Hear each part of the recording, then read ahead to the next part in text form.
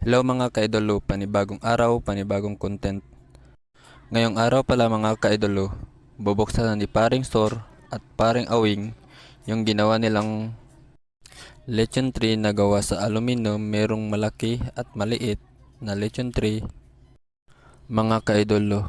At ngayon, medyo umuusok pa yung lechon tray kasi kabubuhos lang yan kanina ng tinunaw na aluminum. At ngayon, tinusok-tusok na ni Paring Sor yung lechon tray katulad sa jowa mong tinusok-tusok lang ng best friend mo.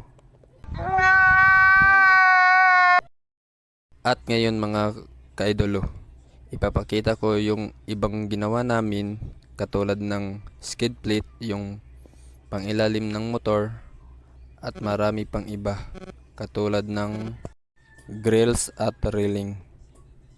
Katulad ng